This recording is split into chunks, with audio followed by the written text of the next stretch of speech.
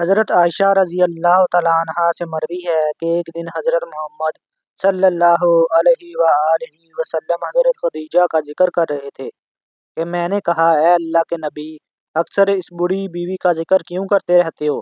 اللہ تعالیٰ نے اس سے بہتر بیوی سے آپ کو نوازا ہے۔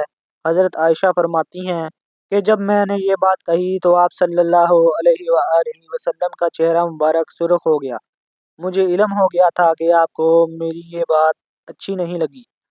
پھر حضرت عائشہ نے فرمایا، اے اللہ کے نبی، آپ ناراض کیوں ہو رہے ہو؟ مجھ سے غلطی ہو گئی، میں آج کے بعد ایسی بات کبھی بھی نہیں کروں گی۔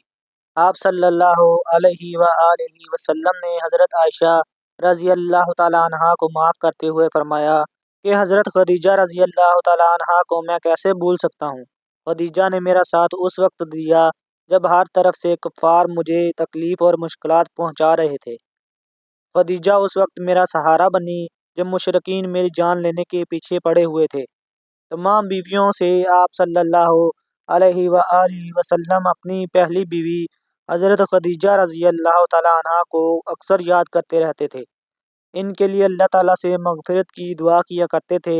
امام طبری اور ظاہری اور حضرت قتادہ بیان کرتے ہیں کہ حضرت خدیجہ نے اس وقت اسلام قبول کیا تھا جب کوئی بھی عورت مسلمان نہ ہوئی تھی۔ آپ صلی اللہ علیہ وآلہ وسلم نے فرمایا، جنت میں داخل ہونے والی بہترین عورتیں یہ ہیں: خدیجہ بنت خویلد، فاطمہ بنت محمد، مریم بنت عمران اور آسیہ بنت اللہ مزاحم۔ حضرت ابراہیم کے علاوہ رسول اللہ صلی اللہ علیہ وآلہ وسلم کو اللہ پاک نے جتنی بھی اولاد عطا کی تھی وہ حضرت خدیجہ کے بطن سے ہی پیدا ہوئی تھی۔ حضرت خدیجہ کے وصال کے بعد قریش کے لوگوں نے رسول اللہ صلی اللہ علیہ وآلہ وسلم پر بہت زیادہ ظلم کیے۔ امام قرطبی نے سورۃ تحریم کی تفسیر اس طرح سے بیان کی ہے: حضرت خدیجہ رضی اللہ تعالیٰ عنہا کے وصال پانے کے بعد حضرت فاطمہ اکثر اداس رہا کرتی تھی۔ ایک دفعہ حضرت فاطمہ نے رسول اللہ صلی اللہ علیہ وآلہ وسلم کو فرمایا، اے ابا جان، آپ حضرت جبرائیل علیہ السلام سے میری والدہ کے بارے میں پوچھیں۔ اے ابا جان، مجھے اس وقت تک کھانا پینا اچھا نہیں لگے گا جب تک حضرت جبرائیل علیہ السلام مجھے میری والدہ کے بارے میں بتا نہ دیں کہ میری والدہ وصال کرنے کے بعد کس حالت میں ہیں۔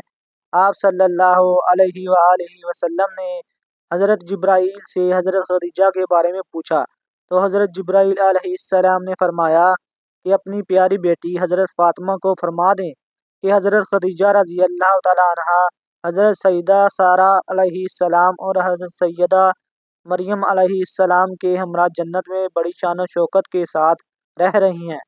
جب اللہ تعالیٰ نے حضرت محمد صلی اللہ علیہ وآلہ وسلم کو شب معراج کی سیر کروائی تھی تو آپ صلی اللہ علیہ وآلہ وسلم نے جنت میں ایک بہت ہی خوبصورت محل دیکھا جس میں بہت ہی خوبصورت اور پیاری پیاری چیزیں رکھی ہوئی تھیں جو کبھی بھی کسی نے نہ دیکھی ہوں گی، نہ سنی ہوں گی اور نہ ہی کبھی ایسی چیزوں کے بارے میں خیال ہوگا۔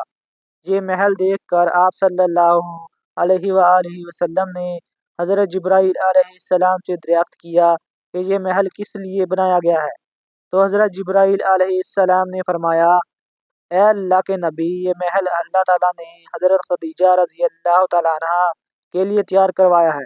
حضرت جبرائیل علیہ السلام کی یہ بات سن کر آپ صلی اللہ علیہ وآلہ وسلم نے فرمایا کہ میں اللہ تعالیٰ کا لاکھ لاکھ شکر ادا کرتا ہوں کہ اللہ تعالیٰ نے حضرت خدیجہ رضی اللہ تعالیٰ عنہا کو دنیا میں مال و دولت خرچ کرنے کے بدلے میں جنت میں اعلیٰ محل اور مقام عطا کرے گا۔ اس بات میں کوئی شک نہیں ہے کہ حضرت خدیجہ رضی اللہ تعالیٰ عنہا کی زندگی عورتوں کے لیے بہترین نمونہ ہے۔ آپ صلی اللہ علیہ وآلہ وسلم نے فرمایا کہ تمہارے اتباع و اقتداء کرنے کے لیے 4 عورتیں ہی کافی ہیں: مریم بنت عمران، خدیجہ بنت خویلد، فاطمہ بنت محمد اور فرعون کی بیوی حضرت آسیہ۔ حضرت خدیجہ وہ پہلی عورت ہیں جن کو اللہ تعالیٰ نے خود سلام بھیجا تھا اور جنت میں اعلیٰ محل کی بشارت سے نوازا تھا۔ قرآن پاک میں سب سے پہلے آپ رضی اللہ تعالیٰ عنہا کو ام المومنین کے لقب سے نوازا گیا۔ حضرت خدیجہ رضی اللہ تعالیٰ عنہا نے سب سے پہلے حضرت محمد صلی اللہ علیہ وآلہ وسلم کی تصدیق کی تھی۔